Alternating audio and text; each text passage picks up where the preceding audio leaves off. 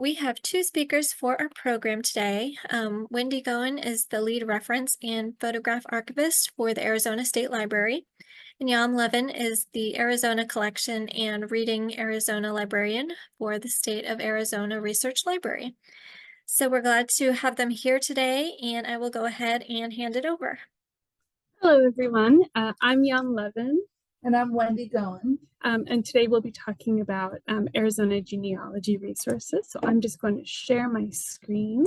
We are located in downtown Phoenix, right by the Capitol building. This is a photograph of our building at sunset because in Arizona we love sunsets. The state archives and the state library are located in the same building. So if you make an appointment, which we highly recommend, and we don't accept walk-ins, if you make an appointment, you'll be able to access all of our resources in the same reading room and place.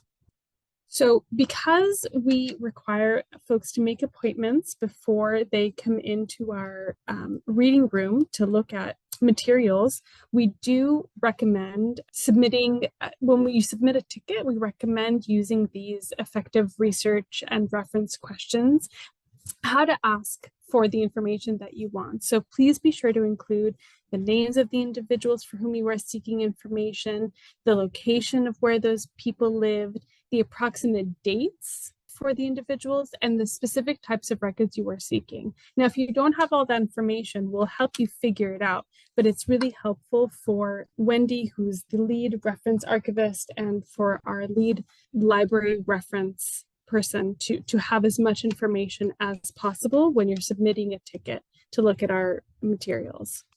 If you remember nothing else from this presentation, it would be to remember this LibGuide. This lists all of our genealogical resources for the library and the archive, as well as links to other resources. As you can see, the website is listed on the screen, but it's also on that handout that Kate mentioned. So if nothing else, this is a great place to start. We also have a special one for Juneteenth and Black History that includes some genealogical resources that are available in the archives and the library. So first, we're going to start talking about the State of Arizona Research Library, and we have both physical collections, and we also work really hard to digitize a lot of those collections. Today, I'm going to be, as I'm discussing all the different resources that are available, I'll be focusing heavily on the items that have been digitized, but just note that there's a lot. So please feel free to send us tickets and we'll have an explanation for how to do that later on about anything that you see here. Okay, so first off, we are a federal repository, and which means that we have a huge collection of federal documents, pretty much a copy of everything that the federal government produces. We have a copy of, and that a lot of people overlook federal documents when they're doing genealogical research, but in fact, a lot of these documents can be really helpful for your research, specifically if your ancestor was involved in the military, dealt with the government, was a government official, suffered some sort of disaster, was an immigrant, was a Native American, and so on and so forth. If you think that your ancestor may be fall into any of the categories that you see on your screen, it is absolutely worth considering accessing these federal documents, and a lot of them are digitally available. So now that we've talked briefly about federal documents, I'm going to talk about a lot of the collections that have been digitized. As I mentioned, we have a lot of stuff in the library, and not all of it is digitized, but work really hard to. So what we're going to do is, through the Arizona Memory Project, which is our main repository for digitized items, we'll be talking about the different types of collections that we have. So the Arizona Memory Project, as I mentioned, is a repository. We have over 90 partner institutions, including materials from the archives that have been digitized, and we're constantly adding to it and improving the repository. And the website is at the very top of your screen. It's also on the handout. So first, let's talk about the website itself. This is the homepage, and as you can see, there's all kinds of collections and at the bottom, contributors and agencies and all that stuff. But one thing that I do want to point out is at the top corner, the top right corner, there's a welcome guest and a login that you can access. You are not required to create an account when you're using the Arizona Memory Project, but it's highly recommended. Creating an account is free, but we recommend it so that you can save the pages that you're looking at. So you can create yourself like a mini little library. And then when you scroll down to the bottom of the page, you'll see that there's featured collections. And at the very, very bottom, there's need help getting started. And I'm going to talk about that just for a moment. So if you click on the More button, that's at the very bottom of the homepage of the Arizona Memory Project, it will take you to this page for how to start your research. And we even have a specific page for genealogy. And it includes pretty much everything that I'm going to discuss in this presentation is also available there, along with other information. So I highly recommend if you look at that LibGuide that I mentioned earlier, as the only thing to remember, but if you want to remember a second thing, I would recommend remembering this. Okay, so let's talk about newspapers. So how do you get to newspapers? There's a few ways to do it. You can click on that collections button on our homepage. That's what's circled in green. There's also a Arizona Historical Digital Newspapers button on the homepage, and that will take you to the image you see on your right. Where a bunch of Arizona Historical Digital Newspapers are presented there, and you can click on them and scroll through them. So we also have some specialty pages, for example, like this Black Community Publications page, which lists newspapers that were related to the Black community in Arizona. So why are newspapers important? Well, if you're just starting out with genealogy research, newspapers are filled with names, tons and tons and tons of names. So they're a wonderful resource. Everything is OCR'd, which means that it's all searchable. So we'll get into that with the city directories, which are next. But basically, you can click on a newspaper and then search for a person's name in that newspaper, so you don't actually have to read every single article and piece and a page as you flip through the newspaper. Next, we have city and business directories. Many of the city directories up until 1963 that we have in the Arizona collection have been digitized and are available. Much like the newspapers, there is a little icon for city directories on the homepage of the Arizona Memory Project. And then when you click on that, what you see is on the right to your screen. And there's a few different collections. We also have a research guide for city and telephone directories, and it lists which cities we have, what's been digitized, what hasn't been digitized. If you're looking for a really small town that might not have its own city directory, but it's engulfed in another larger city directory, that information will also be listed there. So this is another really great LibGuide that I recommend saving because it's really helpful. Okay.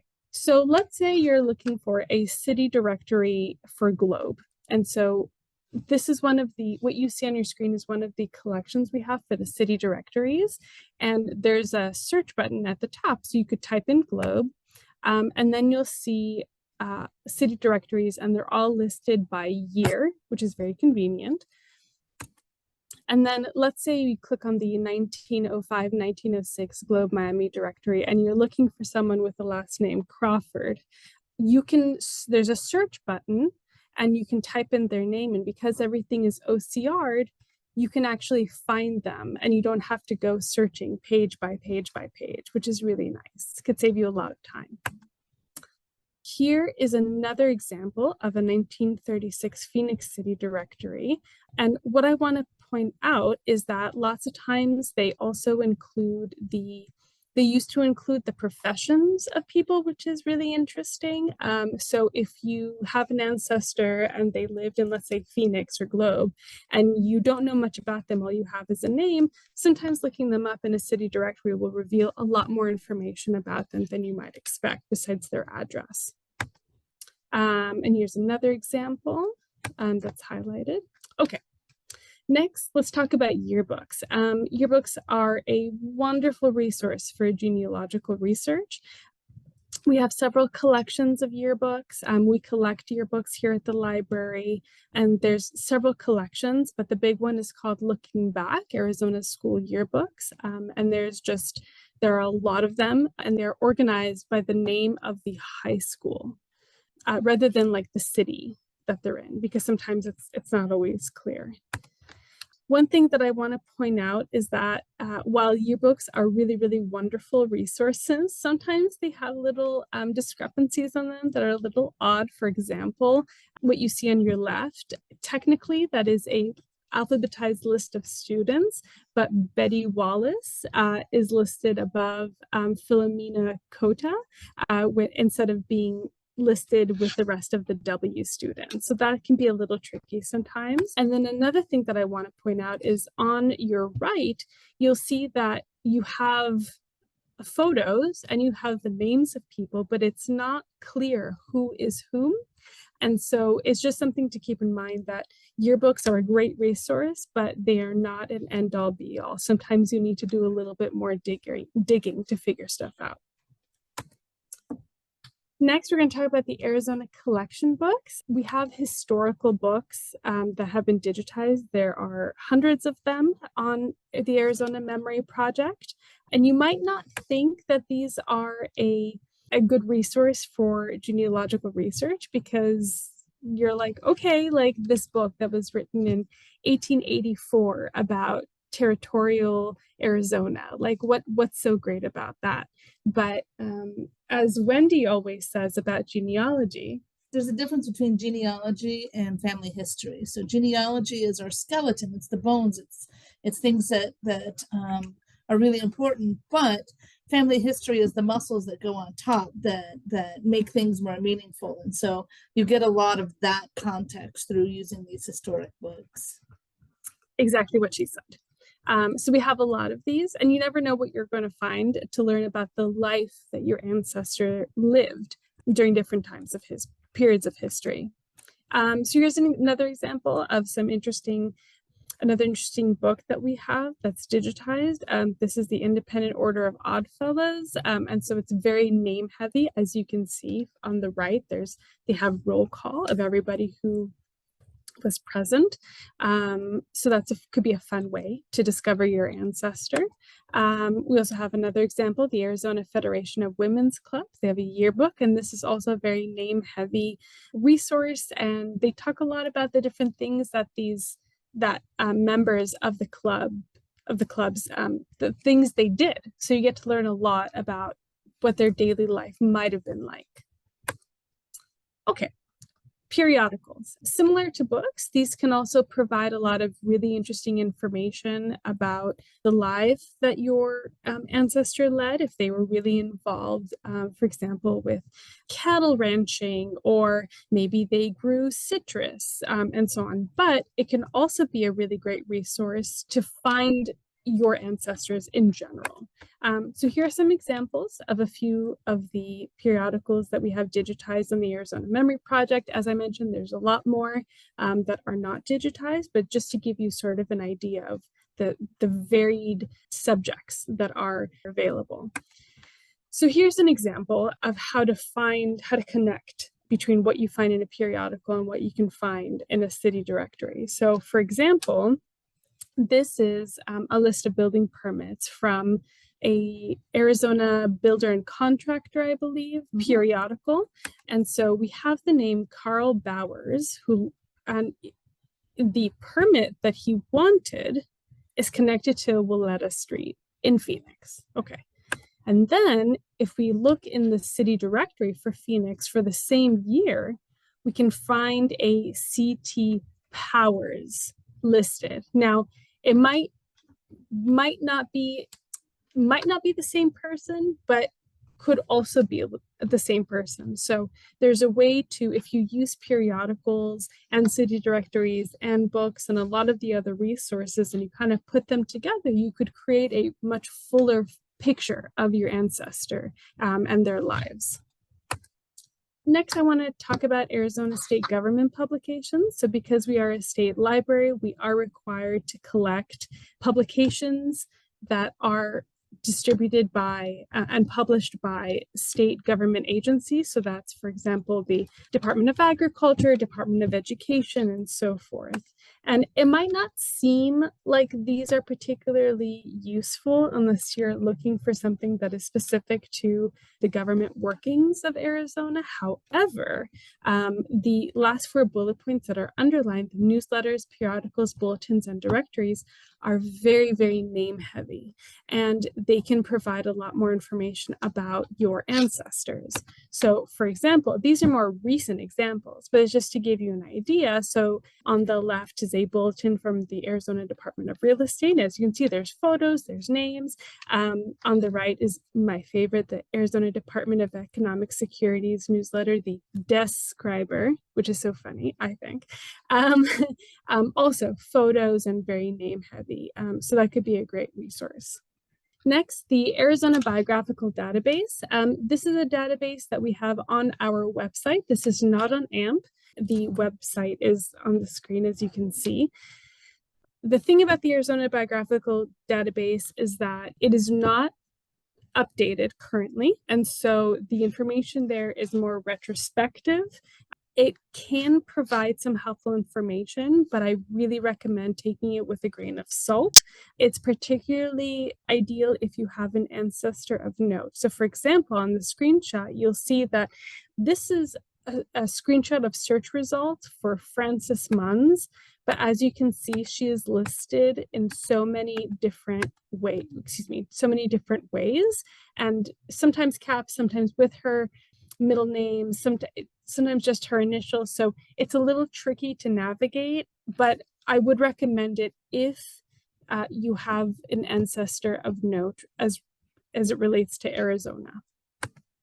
Next, we have the Arizona Legislators Then and Now database. This is a database that is updated regularly whenever legislators join or resign, or if they pass away, or if there's anything of note that happens. And so if you have an ancestor who is a legislator, we recommend checking out this resource, but also contacting us, because we might have more information that is not on the database, but we might have paper copies or microfilm, microfiche, or other resources that might be helpful as well. And with that, I'm going to hand it over to Wendi, who is going to talk about the the materials that are found in both the library and archives and how they separate. Yes. So because we are the state archives and we're within the same agency as the state library, a lot of the Venn diagram overlap is significant, but it's also different. So like one of the things that we have in common is we both have brand books. So the library has the printed brand books. Again, library has printed materials and published materials, and the archives has unique one-of-a-kind materials. And so you can see, you can get a minimal information out of here. You can see that W.C. Corey from Douglas had this brand where it looks like a little plus sign. And those 2 little circles in the middle, those would indicate ear cuts, because if somebody had particularly valuable, they were known for having good milk cows or good meat cows or something like that. If somebody really wanted to, they could make a brand that looked really similar and brand over it and steal their cattle. But if you make ear cuts, as you can see on the second one, they cut pieces out of their ear, which to me is kind of sad. But it's a lot harder to cover that up unless you then kind of lop off a cow's ear. And that looks a little suspicious. So this is what theirs looks like. And this is what they look like when they're in the archival material. So this is the original register where they went into their county recorder, or if it was before 1897, no, so before 1897, they went into their county recorder. After 1897, this is the state brand book through the Livestock Sanitary Board. who's still responsible for this. But you can see that J.W. Shemwell was in Tempe, and you can see where they were running their cattle. And then you can see where on the cow that they would have branded it. And then on a subsequent page, you can see if they actually sold it or not. We both have robust maps collections. And again, the difference would be they have a lot of the really cool old maps that you would have gotten at a gas station when you actually couldn't have GPS. And my kids are very aghast at that. They can't figure out how to work a map that's not GPS, but we have a lot of those. And the Arizona Archives has original maps created by state agencies. And a lot of them have specialized notes in the corners, or even some of them have hand-colored options on them, like dividing state land from private land, from federal land. And so we just got through a little bit of this. We have road maps in the archives that will show how roads developed over time. And then I really like this Maricopa County is the county in which Phoenix is set. Oh, and I forgot to say, a lot of the things that I'm going to be talking about will be applicable to records in other state archives as well, with a couple of exceptions, and I'll let you know what those are. But we have these land ownership maps, which look like this. So you can see squares, like you can see Mr. Watts owns this property over here, and then maybe 2 years later, he might have split that property and sold some, or he might have bought Mr. Short's property and added to his land holdings. So this is one of the many ways in the state archives and other state archives where you can start to see family fortunes bloom or wither. Are they selling off all their property, or are they buying everything up? And so again, it puts a lot of that muscle on there to start talking about not just where our families lived, but how they lived. And then for Arizona, birth records are closed for 75 years and death records are closed for 50 years, mostly because they found that's the point at which most identity theft happens. And so we have a website. Do we have that address on the next one? Yes. So this is the search page for it. And unfortunately, they did not contact us before they redid their search page, because it used to be much more convenient for genealogists, where I could say, okay, it's not pulling up under the last name the way I know to spell it, but I know they were in a specific county and they died in a specific year, and I could search that way. But the health services had a problem with somebody coming in and pulling all their data and putting it up behind a paywall. So they decided to make it a little bit more difficult to harvest their data. So now you have to have a first name and a last name. And we talked with them, and that's all it used to have. And I said, you know, we really need to have something like a mother's maiden name, and they can help us figure these things out. So you can search them. And then just like everything else these days, you have to tell the computer you're not a computer. And it sometimes has those little pictures you have to click on, which is kind of annoying. And the other thing is that a lot of our birth and death indexes were handwritten. So a lot of times when they went through to OCR it, they got last names and first names spelled wrong. So it really helps to be creative with how you misspell your family names, just like any other thing in genealogy. And then this is an example. So the one on the left you would get from our website, and the other one is, yes, Ancestry is the one that took their data. So that's why it's over here. And so it's the same birth certificate, and it has interesting things. So you'll see that this is her third child, but only one's now living. So you know that there's 2 children who have died, and it gives their dates and their places of residence. And so it helps a lot, again, place people in time and space. And then one of the deals that we have with Ancestry is that if you are a resident of Arizona and there's Arizona information up on Ancestry behind the paywall, if you type in if you go to our website, azlibrary.gov, and in the search engine, in the search in the corner, just type in Ancestry, it'll pull up a page where you can put in an Arizona zip code, and that will allow you to access all of the Arizona materials on Ancestry without actually having an account. And so we have court records, and many states will have a law that says after X number of years, these county records, these court records have to go to the state archives. Our law just says once they're no longer active. So our holdings vary greatly by county. Some counties want to give us stuff really early, and some counties want to keep their stuff. So we have marriage licenses, and either fortunately or unfortunately for genealogists, our marriage licenses have very little information on them. They basically have the name of the bride and the groom, if the witnesses, and if the bride or groom was underage, it would tell you whether they had parental permission, which they would have had to have. And it doesn't have a lot of genealogical information. I know my grandparents got married in Indiana, and my grandfather had to say he wasn't crazy or has never been crazy. He doesn't have any children out of wedlock, and if he did, he was supporting them. All kinds of really great demographic information. That didn't happen in Arizona. And that's why a lot of people from the surrounding states like California, Nevada, Utah, New Mexico would come into Arizona to get married, because there was no waiting time and all you had to do was fill out this paper. You got married that day and you left. So if you have family that's in California or in any of those other bordering states and you can't find them in that state, it might be worth looking in Arizona. And this is just permission for a minor to get married. She was only 16, so her dad said, yeah, she can get married. And we have divorce records, and those are located in our civil cases. Until 1870s, all divorces in Arizona went through the territorial legislature. They had to be introduced as a bill, they had to have a sponsor, they had to go through committee, and then the territorial governor had to sign them into law. And we have a bill where one of our territorial governors signed his own divorce into law.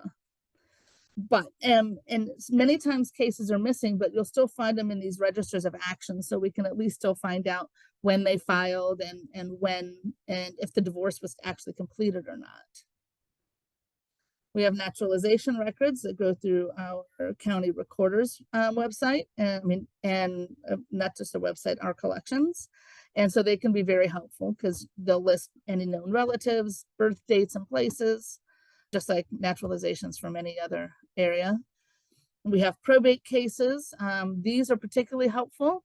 Again, not only just to find that list of children, but find out that maybe the first male was not preferred for some strange reason. I found in my husband's family that even though his direct ancestor was a firstborn, the secondborn got everything. And so I'm still trying to figure out what the firstborn did that they gave him $10. I'm like, I'm trying to figure out where that goes. We do not get school records here, with the exception of a very small handful of charter school records, which are woefully incomplete. Some other state archives do get school records, but mostly in Arizona, they are either with the Department of Education or the school district. And with the exception of some records like this, which is a school marshal census. It doesn't have grades for the kids or anything like this, but you'll see here, it's really helpful because you'll see Manuelo Redondo, and then you see all the children he had registered in that school and their ages. So this is, again, one of those really great ways to place people without, between the censuses. So this is from 1898, if 1890 census, he had 7 kids, and now there's only 6 of them here. We figure sometime in those 8 years, one of the children either decided to drop out of school or passed away or something like that. But it's one of those really good records to help between the censuses. Tax assessment rolls. People don't tend to think of these as being particularly helpful. They really are. Our holdings do vary by county. They have their taxes on properties, including subsurface rights, and they're done every year. And so what we do is we look for appreciation or depreciation, so we can see if somebody is building on their property or they're selling things off.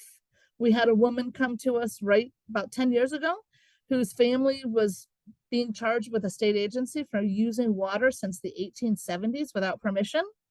She came to us, we found where her family had been taxed for their water rights, and instead of paying them $15 million, she got to keep her $15 million. So it doesn't only just help with genealogy, it helps with real life situations as well. And this is just another assessment roll here. We have great registers, which are voter registrations here. And until 1912, of course, it's only going to be men and it's only going to be citizens, with a few exceptions of some townships that let women who held property vote in school bond elections and other school elections. Other than that, women got the vote in 1912 here. So starting in 1912, we can start finding our women in our voter registrations. We have prison registers. These are fun. So the sad thing is that sometimes this is the only place people can find their relatives in Arizona is by being put in prison. So we have convict registers. There's a small one here. It'll be bigger in a second. And it shows you, so this is the first, it's just a descriptive, when they came in, what they were charged with, where they, was it from, which county, what their legal job was. And it's just, so wait, I thought I had another one in it. Never mind, I missed a slide somewhere. So, but on this one, we have pictures down at the bottom for the register. And sometimes that's the only photograph someone has of their relative. We have territorial and local censuses that we did every 2 to 4 years here, because we had a very itinerant population in Arizona, even then. So again, another really great way to get between the decennial censuses. And here's what one looks like. We had people from all over. We had a lot of mining in Arizona. So there's a lot of people from England and from Scandinavia that came in to do mining. And the county recorder's office is, I think, one of the most overlooked offices in all state archives. You can mostly manage to record anything in a recorder's office. It's not just the purchase and sale of property. A lot of people, when they get discharged from the military so that they don't have to go to the feds to get their discharge paper, they'll take their DD-214 and they'll take it and register it at their county recorder's office. Articles of incorporation for businesses, homestead, chattel mortgages, which are really interesting. We only think of mortgaging off our homes right now, but you used to be able to mortgage off personal property. If I was a seamstress and I had a lot of sewing machines and I needed money to help pay for cloth and stuff for a big order I had, I could go either to an institution or to someone like Yum and just say, hey, I need $500. I'll pay you back in 3 months. And if I don't, you get all my sewing machines. So again, this is a place to start looking at where our families' fortunes are rising and falling and how somebody might be increasing their business by doing something like that. And then one of the unusual records, I told you most of these records will be found in pretty much every state archives, the separate property of married women. Until the 1950s, most of the time when women got married, their property became that of their husbands, and he could do whatever he wanted with it. Well, in Arizona, we had a law that said that women could go to their county recorder and say, yes, I married John, but this is all the stuff I had before I married John, and it's my stuff. And he couldn't do anything with it. The only problem was if they then got a divorce, she got no spousal support. So here's what one of them looks like. This is one of my favorite. She's got her horses here and she's named them and how much they're worth. And this is quite a bit of money. This is in 1886. So she wanted to make sure that her husband wasn't going to get rid of her favorite cow or her, she had heifers and she had horses. And so she went down to the county and said, this is all my stuff. The saddest one was a woman who registered 3 cotton dresses and 2 silver spoons and a cup. So we do collect the permanent records from territorial time up to, like, we get the governor's records as soon as, they change offices, but it's state, county, and local government offices. We have private collections, mostly relating to people who are then also ancillarily connected to government work. We have photographs, we have oral histories. We do not get private business records or church and religious records, which is, a lot of people come to us and ask us about. There is a statewide collection of finding aids for Arizona. So you can go into Arizona Archives online and you can type in George W.P. Hunt. I would suggest not doing that because there's so much of it, but you would see how many collections around the state that he has. Or you can say who has the collections for the railroads, and it'll help you find it that way.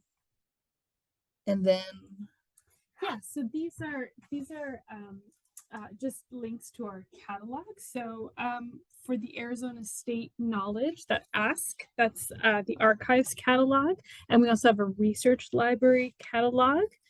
Here's a photo or a screenshot of the Archives catalog as it looks, and as you can see, you can search it, and there's different collections that you can take a look at. And the library's catalog looks like this on your screen. The finding aids and indices that you see there link to some of our other LibGuides that I didn't include in this presentation, but they're there. And lastly, you have this ask a question button that you see at the top of your screen.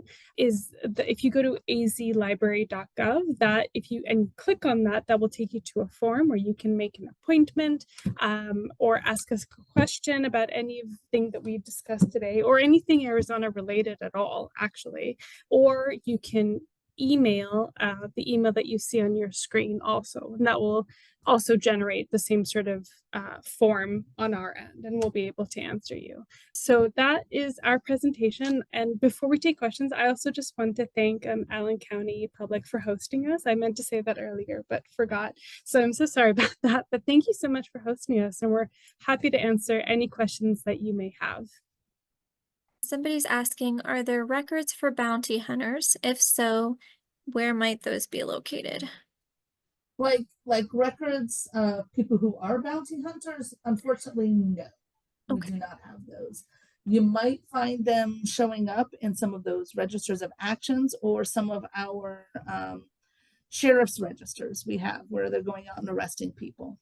Our next question says, my grandfather was in jail in Maricopa County in 1906, 1907. I've contacted that county regarding records and they say they don't have anything. Where can I start to find his jail and court records? You cut that ask a question button and you'll get me. So just include all the information you can, his full name, and the dates, because I'm going to go upstairs and I'm going to forget the dates. And just put any information in that you can. And then either I or one of my research staff will end up looking that up and seeing what we can find. So this person says they're searching for records of a relative who, according to his obituary, worked on the Glen Canyon Dam project. Any suggestions for finding records specific to him, such as payroll or employment records? We would not have payroll or employment records, unfortunately. Okay. But they could still send us and ask a question, and there may be other records we can find that are non-employment records. And we have someone who is asking if you could please explain how to get the free access through Ancestry for Arizona residents. Okay, so if you just go into the yep, right in there, just type in Ancestry. And then you'll see right, yep. This one?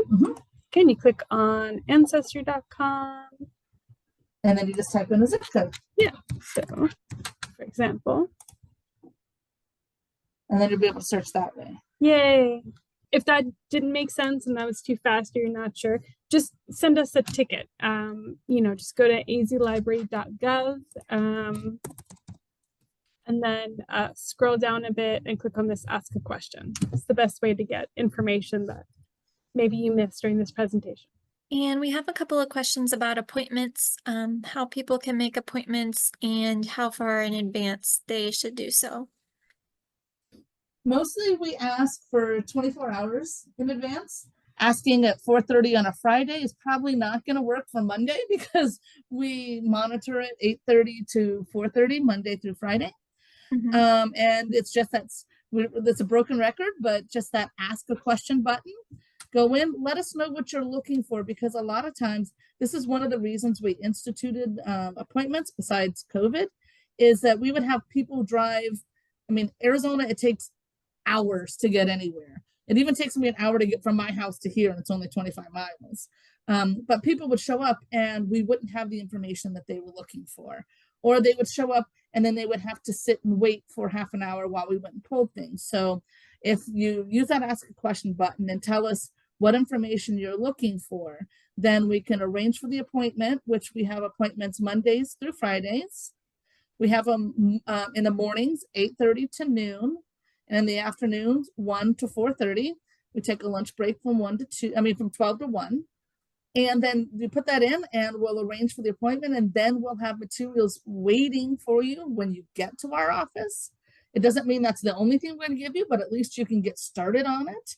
And then we'll ask you more questions and pull anything else that you might need to look at.